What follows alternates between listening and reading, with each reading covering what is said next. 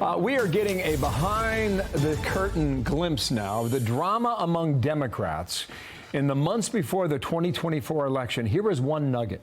Former President Obama reportedly did not want the VP Harris to replace Biden as the nominee because he thought that she would lose.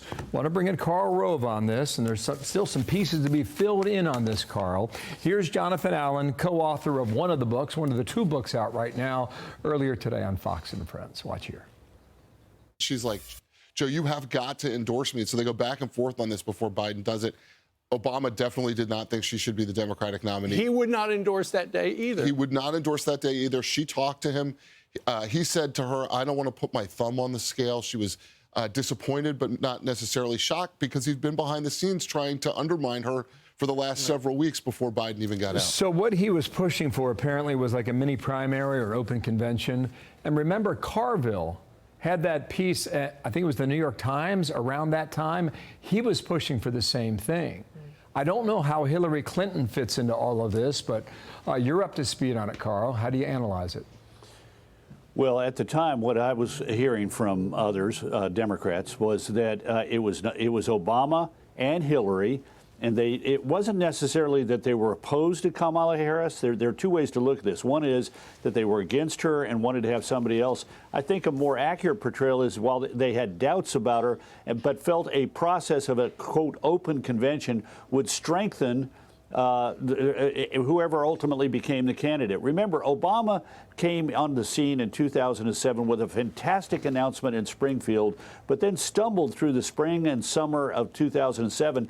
If you talk to the Obamaites, they think he became a better candidate by having a primary process, and I think that governed his attitude towards replacing Joe Biden. It'd be better to have a, quote, open convention, and even though it would be truncated, you'd have 6 or 8 weeks at most, but it would make for a better campaign and a better candidate. I think that's what they were thinking. Well, one of the most coherent thoughts Biden might have had at the end was that Kamala Harris wouldn't be a good candidate against Donald Trump. That turned out to be true. There's another book written by Chris Whipple, and it talks about even the former chief of staff, Ron Klain, saying this, that Klain was startled. He'd never seen him so exhausted and out of it. Biden was unaware of what was happening in his own campaign. The president was fatigued, befuddled, and disengaged. Klain feared the debate with Trump would be a nationally televised disaster. And yet, Karl, watch here. This is just a reminder for everybody of how Democrats were defending Biden. I don't deny that it was a bad debate performance. But that's different than whether or not the president is up to the job. He's clearly up to the job. He's doing it every day. He's doing it successfully. His mental acuity is great. It's fine. It's as good as it's been over the years. He is as sharp as ever, as I have known him to be in my engagement and my experience with him. And I know when I walk into the Oval Office or see him on Air Force One, I have to be on top of my game. As happens with these books, Ron Klain yesterday said, my point wasn't that the president lacked mental acuity. He was out of it because he had been sidelined, not because he lacked capacity. I'm not sure I believe that, Karl.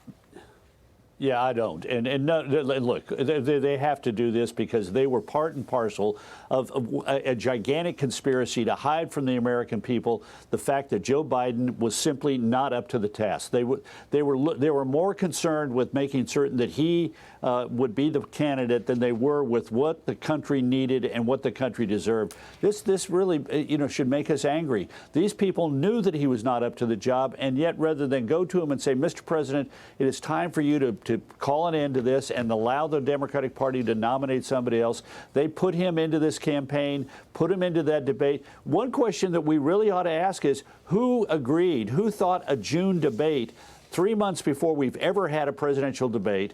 Who thought that that was a good idea? Because I think that person might have had the conviction that an early debate would show that he was simply not up to it and result in what we saw, which was his withdrawal from the race. But all these people saying now, oh, you know what, he really was up to it. Who are they kidding? We all saw it, and we all knew it.